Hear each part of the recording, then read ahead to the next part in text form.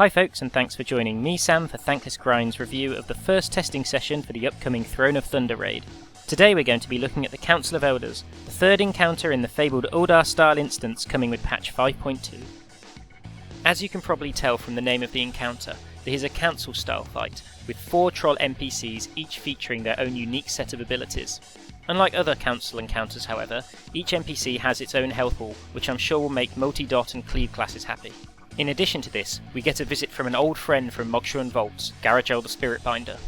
Even though he is not attackable himself, throughout the encounter he will possess one of the 4 troll NPCs, granting them additional abilities. The first troll NPC to be possessed by Gara'jal will always be Frost King Malak. As he utilises melee abilities, Malak will need to be picked up by a tank and pulled away from High Priestess Marley during the pull. This is to give the raid a chance to nullify some of her healing abilities, which we will cover later. Malak's primary ability is Frigid Assault, which as well as increasing melee attacks by 75k frost damage, also adds a stacking debuff to the tank. Once this debuff reaches 15 stacks, the tank will be stunned for 15 seconds, so it will be necessary for an off-tank to taunt him away before the stacks reach this number. During this phase of the fight, DPS should be focused on getting Frost King Malak down to 75% HP, which will force Gara'jal to jump into another troll NPC. This jump needs to occur before the possessed troll reaches 100 dark energy, causing them to cast Dark Power, dealing 10k shadow damage to each raid member each second and increasing by 10% for each cast. Malak's second ability is Biting Cold, which is always cast on a random raid member. This ability deals 85k frost damage to the affected player every 2 seconds, but also to all allies standing within 4 yards of them. Therefore it's probably a good idea to stay the hell away from anyone afflicted with this ability. Malak's only remaining ability is Frostbite, which is only cast while he is being possessed by Gara'jal. Again, this ability affects a random raid member and will immediately deal 100k frost damage and leave 5 stacks of the Frostbite debuff on the affected player. This debuff ticks for 30k frost damage per stack, resulting in the affected player taking 150k frost damage every 2 seconds. During normal circumstances, this amount of damage would be unhealable, but luckily the stacks of the debuff can be shared with other players standing within 4 yards of the afflicted player. In 10-man raids, 2 players will be required to stack and soak the Frostbite debuff, and in 25-man raids, 4 players. Soul the Sandcrawler is a ranged caster whose primary ability is Sandbolt, which deals 150k nature damage to a random target.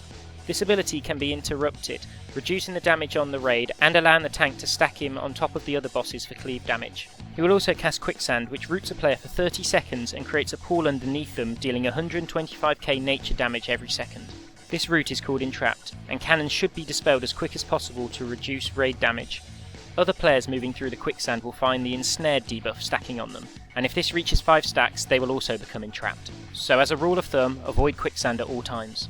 Soul's possessed ability is Sandstorm, which as well as dealing 35k damage per second for 8 seconds to all raid members, will turn the Quicksand pools into hard-hitting adds. These adds need to be picked up by the tanks and killed quickly, not only because they do a lot of damage, but because if they are still alive when the next Sandstorm hits, they'll gain a stacking buff that increases their damage done by 100%.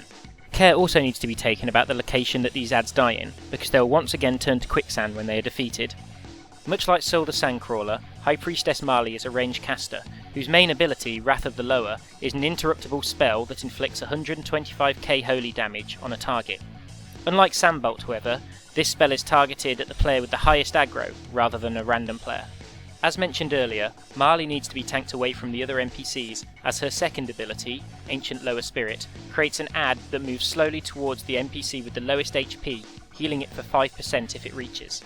Players have 20 seconds to snare and kill the add before it jumps to its target automatically, healing it for the 5% regardless of its location. While possessed by Gara'jal, Marley's Wrath of the Lower spell now inflicts shadow damage instead of holy and increases the amount by a further 25k. In addition to this, the Blessed Lower Spirit becomes a Shadowed Lower Spirit and follows a player instead of an NPC. If the add manages to get within 6 yards of a player, the player will be killed instantly. And again, if it is still alive after 20 seconds, it will automatically jump to its target, killing them. So the tactic here is kite them, slow them, kill them. The final troll NPC is Kazra'jin, an untankable NPC who moves around the room using Reckless Charge. This ability is targeted at a random player, and a line of dust on the ground represents the direction that the charge will take place in. Any player still standing on the dust when he charges will be inflicted with 75k nature damage, and any players at his destination will be knocked back by 5 yards when he lands. Kazra'jin only has one other ability, Overload, and this is only cast when he is possessed by Gara'jal. The ability is cast at the end of every reckless charge and lasts for 20 seconds. During this time, Kazra'jin is stunned, but reflects 50% of all damage taken as nature. Therefore, players have to be careful that they do not kill themselves with reflected damage, while still maintaining enough DPS to reduce his HP by 25% before dark energy reaches 100. The essence of this fight is ensuring that your raid can deal with all of the NPC abilities as well as the possessed ability, while maintaining enough DPS to reduce the possessed NPC by 25% before dark energy reaches 100. From the balancing on the PTR, it seems the main challenge is finding the sweet spot between interrupting ranged casters while not sacrificing too much DPS on the possessed NPC. The living sandads that appear following a sandstorm also seem to be doing a lot of damage on the tanks, so learning to deal with these correctly has been the cause of many a wipe.